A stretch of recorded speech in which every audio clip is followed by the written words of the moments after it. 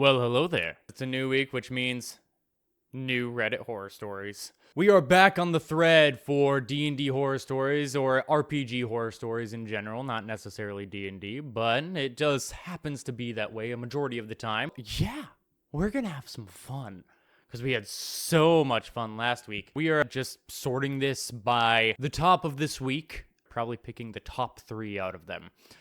This looks interesting. The dungeon that doesn't seem to work. I don't know what that means, but I guess we're going to find out. So we were playing a campaign that was 3.5/PF1E. That's Pathfinder 1st Edition. For those that are unaware, 3.5 was a really good system for D&D. They kind of wanted to preserve it, even though more generations of D&D would go on, so they created Pathfinder, which essentially uses the rules for 3.5 with some minor tweaks here and there. But nonetheless, going on. We were playing a campaign that was 3.5/Pathfinder 1st Edition with a total magic homebrew overhaul by the DM. Basically, it was a stress test of the system. It's important for the context here that you had to spec into a build up trees of it's important for context here that you had to spec into a build up trees of spells. Okay, and I think it was into and build up trees of spells, just like a skill tree in many games. Gotcha. Kind of like Skyrim. I like it. In short, you had to learn certain low-level spells to get higher-level spells, even if you had no intentions of using the low spells. Okay, I actually like that in concept a lot. You know, like higher spells have prerequisites, which are lower spells. If you know it's going to go long-term, you can plan ahead, which I really like. I like planning and thinking and scheming. This system is fine for wizards and story keepers, intelligence-based bard homebrew class. Ooh. I like that a lot, too.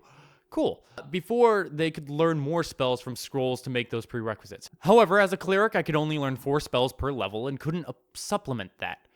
And about 50% of my spell library was just prerequisites for the actual spells I wanted. I'd spec'd heavily into summoning and healing restoration magic. Healing/restoration magic, that slash is important. Healing/restoration magic to support the party. So we get to this dungeon with me, cleric, storykeeper, multiclass, charisma, monk, paladin, bard, sorcerer. Charisma, monk, paladin, bard, sorcerer. You couldn't make up your mind, could you? You wanted all the goodies. They are probably min-maxing the ever-living hell out of that. I respect it, but god damn, that's confusing. So we get to this dungeon and me, cleric, storykeeper, multi-class, charisma, monk, paladin, bard, sorcerer, baladindarderer, and witch. We'll call it the Red Castle. We encounter our first challenge, a mirror with a bodak in it. I look at it to investigate, fail a save, and immediately gain -4 levels?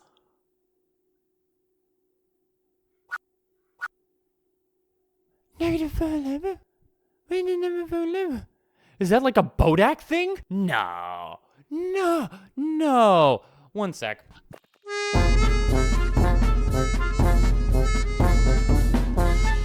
Just looked it up. Definitely not a 3.5 bodak thing. What the hell is this DM doing? Okay, -4 levels. We cover the mirror and I burn a slot and some diamond dust to cast Greater Restoration. Sounds good. It doesn't seem to work, the GM says, but you do lose the diamonds and slot. That's a harsh punishment. Like, I don't get that at all. Like, okay, is there something in this dungeon that is suppressing divine magic? Maybe that's it. Straight off the bat, I wouldn't just say that without giving some sort of hint as to why it was happening. So, like, you know, the character doesn't burn more spells until the problem is solved, but I don't think the DM is actually gonna be that type of guy. Cool. Burns a slot, lose the diamonds. Cut to our first combat, where I try to summon with a spell. It doesn't seem to work, the DM says, and then moves on to the next person's turn. Nah, screw that. This DM sucks. I don't like him. You can't leave your players in the dark like that. That's not Storykeeper tries to use Inspire Courage to help us out.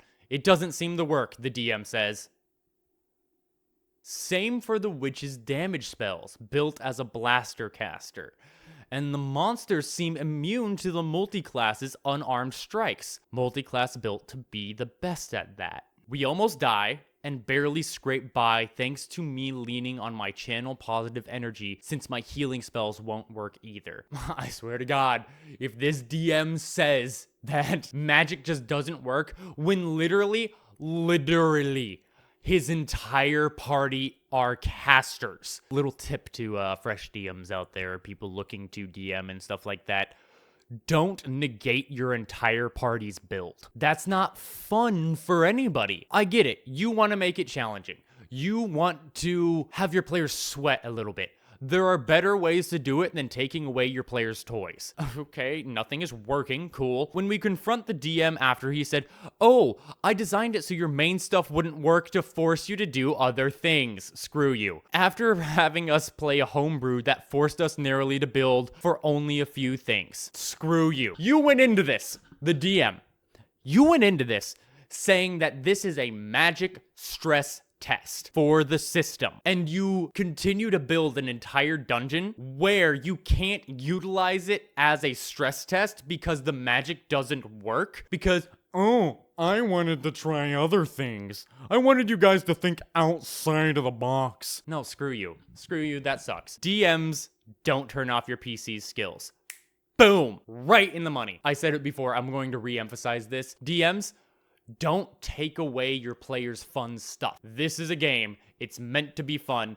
Your players are meant to be powerful, unless it was discussed beforehand that this was going to be a struggle bus, that this was going to challenge them to think outside of the box. But don't just straight up nerf your players for a dungeon. That's not fun at all. Ugh, that was stupid.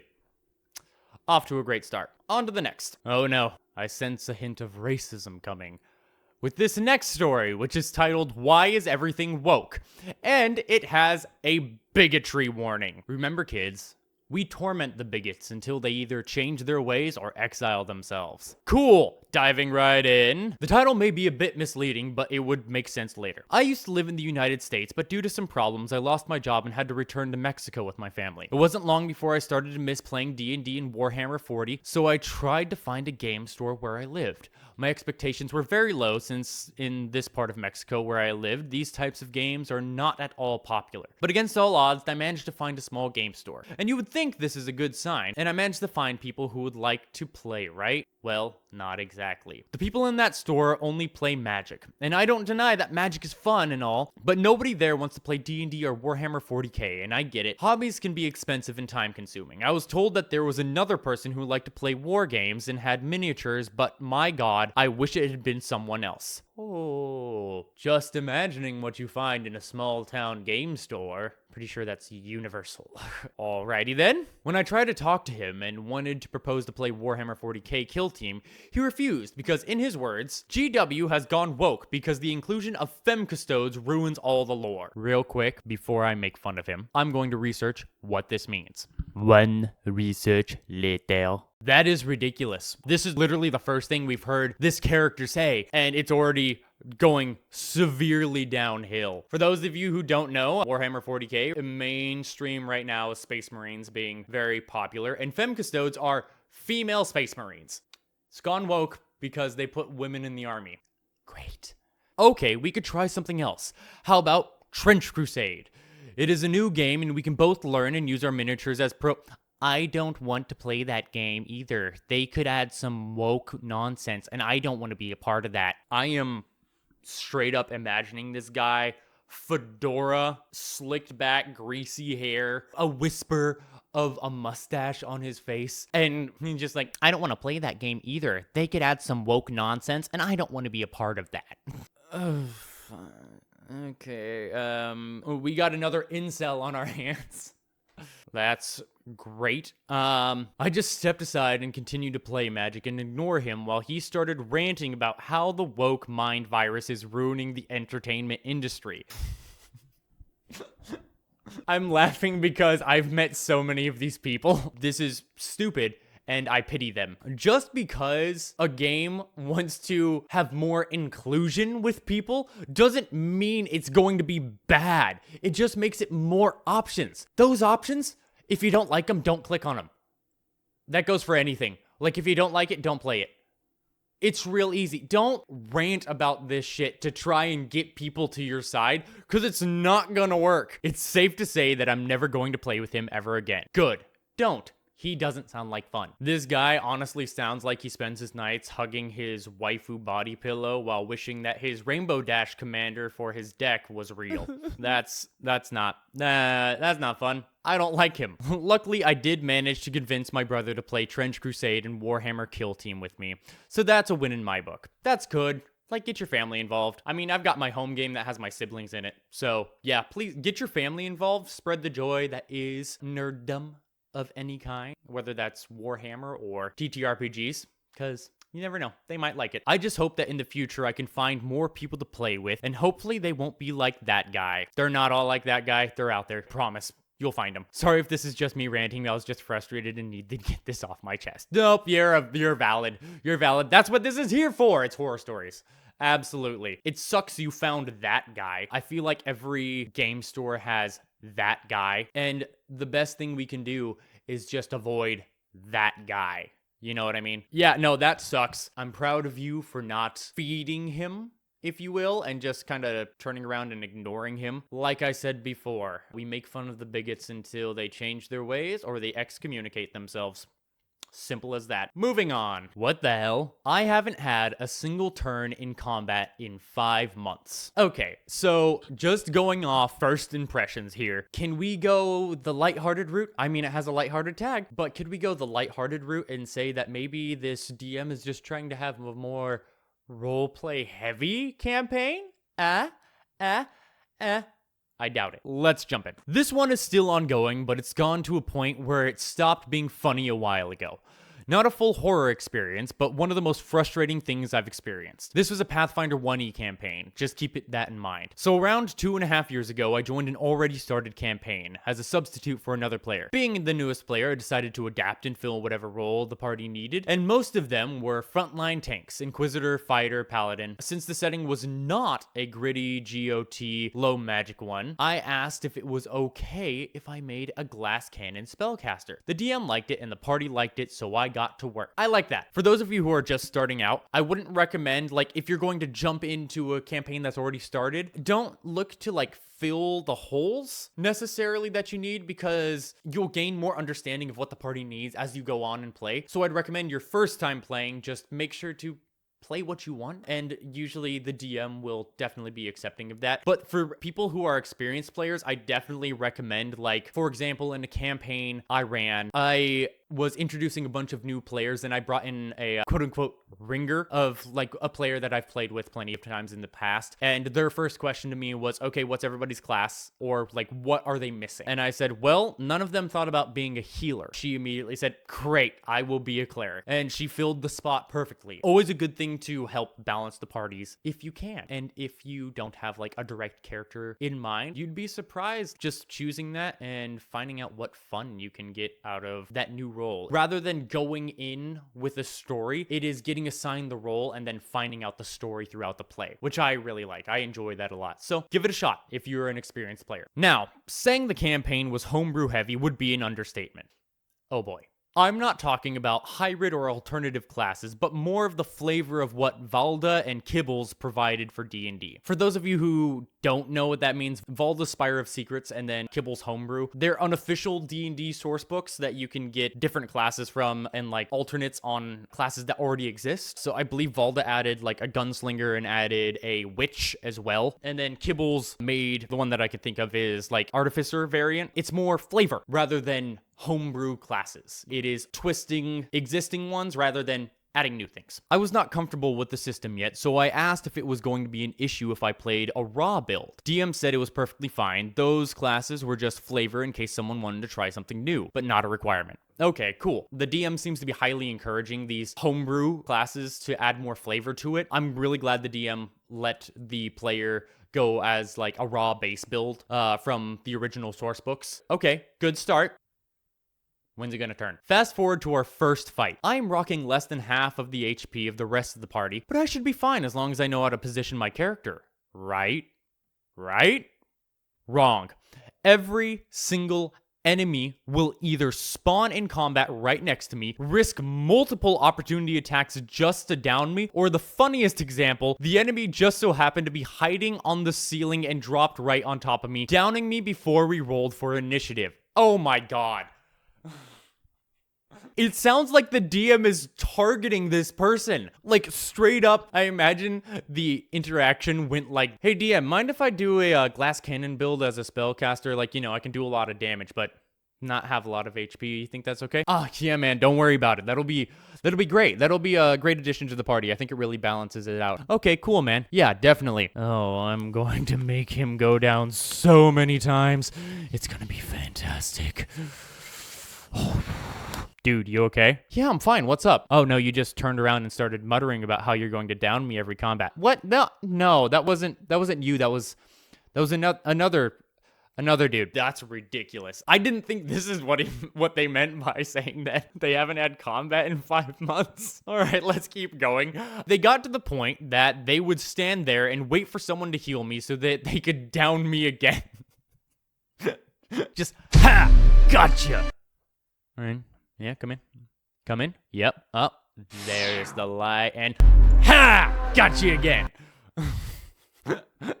Just rinse and repeat. Over and over and over and over again. It sounds like a Borderlands game, I gotta be honest. They were not single enemy fights, and most of them would rock 10 to 20 enemies plus gimmick. For those of you who don't know, gimmick means that the goal of the fight is not just to kill an enemy. There's an alternative goal as well, like grab the gem, or maybe the enemy is invulnerable to damage, and so there's a secret twist to that. For those of you who plays Dark Souls / Elden Ring games, a few of those fights have gimmicks, and they're fun. So that every time my turn was skipped in death saving throws, a good hour / hour and a half would pass before it was my turn to roll a death saving throw again.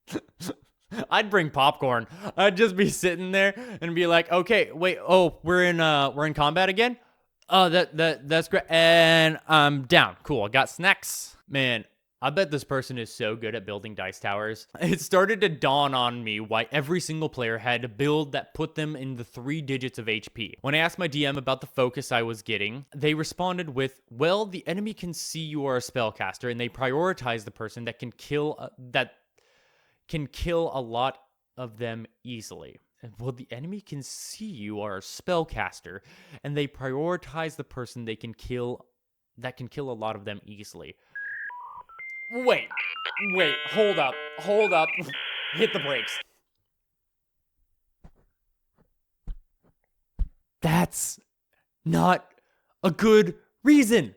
That's not a good reason. The reason I had to read that twice was because I thought I knew where this was going, and the reason kind of made sense in my head, the way I thought it was going. I thought it was, well, the enemy can see you are a spellcaster, and they prioritize the person that they can kill most easily. Not that can kill them easily. The enemy doesn't know that you can cast spells. First and foremost, they can't tell you can cast spells until you cast a spell. So if they were like, reconning you, then maybe I could be like, yeah, sure, that's fine. But they can see you're a spellcaster, they can see you're not wearing armor, they're gonna jump behind the lines and try to get you out of the way first to distract the other ones and spread them thin. That makes sense to me. They have foresight that you can The GM is metagaming. I don't know how that's possible because the DM is supposed to fucking metagame, but the DM is metagaming. That's stupid. Which is very fair. Not fair. I don't like it. But still didn't sit well with me. I brought up that I was not having fun, and that maybe I should create a new character that fitted the battle mechanics better. But they said I was filling a necessary niche. I was just unlucky. That's so stupid. Hey DM, I'm just not having a lot of fun here. I'm just really not, and I'm wondering if I could build a character to build the battle mechanics a little bit more. No, man. What do you mean? You're filling a very necessary role in this party, So you're just a little unlucky is all. I'm filling a really necessary role. What role am I filling? Oh, crash test dummy.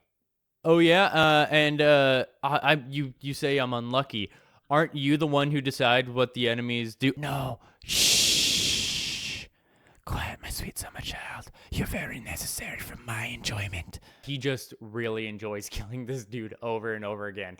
This DM is into some sick stuff. The Inquisitor and I started keeping notes as a joke of how many spells I'd cast in combat. We noticed last session that the last time I did anything was on June 1st.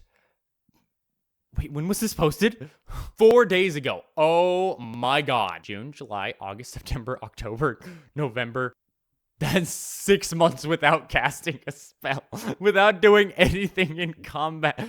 They have weekly sessions. A weekly session, 6 months, 6 times 4, that's 24. Let's say the sessions are a measly 3 hours. That means you have 72 hours of playtime where you're rolling death saving throws. They're speed running deaths. That's hilarious. We noticed the last session that the last time I did anything was on June 1st, thanks to a surprise round. I have been eating the dust ever since. I don't plan on leaving the group because they are my friend group, and TTRPGs are honestly the only time we can hang out together monthly without work or life being in the way. But it's getting hard not to astral project to a better game when combat rolls around, to be fully honest. Yeah, that sucks, my friend. I'm so sorry. I don't like this DM. He sucks. I get it. You have the reasoning in your head for it. This is so stupid. The fact that this person hasn't done anything in combat since June 1st, and if this is a combat heavy campaign, you are literally just showing up there to roll a 1d20 every hour and a half to see if you die or not. That's hilarious. I'm sorry, but it's funny. If you are getting enjoyment out of it, stick with it. Have fun. Keep it in your life. Keep these friends in your life. It's fine. But if you are not enjoying it, get the hell out of there. What are you doing? Damn. All right. Well, that was fun. These were a lot more lighthearted than the ones last week, which I really appreciated. Last week we got kind of heavy, but it's all a matter of fun and games. If you want to check that out, it's the previous video on my channel. Go ahead and give it a look. These were just fun. I like these. The bigot one sucked. That's Reddit stories right now. Just a reminder to everybody out there, you're gonna have a horror story eventually, even if it's your first try. Just letting you know it's not all like that. Thanks for watching. Thanks for sticking around with me. Stick around next week. There's gonna be a whole new slew of horror stories to do. And I hope you're here with me. Thanks for watching. If you like this, subscribe, give it a like. I'd really appreciate it. With that, I will say auf Wiedersehen, tschüss, goodbye, and I will see you in the next one. See y'all.